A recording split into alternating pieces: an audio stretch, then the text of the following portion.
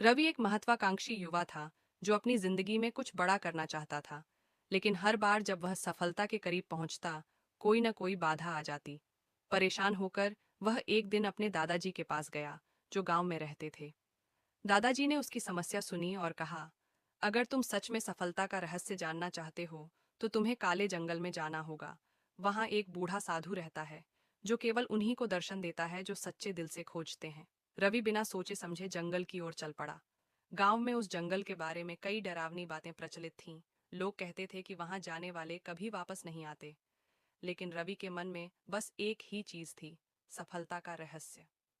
रहस्यमयी घटनाएं। जैसे ही वह जंगल में घुसा, अजीब अजीब आवाजें आने लगीं। कभी किसी के चलने की आहट, कभी कोई फुसफुसाहट।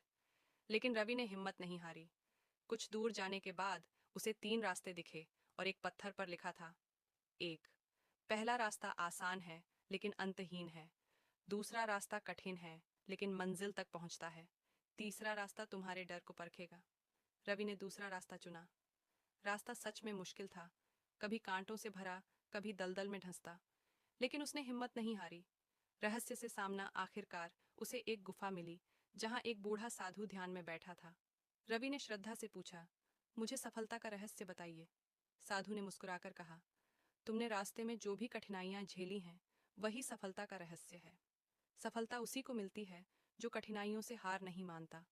लोग पहला रास्ता चुनते हैं क्योंकि वह आसान लगता है, लेकिन वे कभी मंजिल तक नहीं पहुंचते।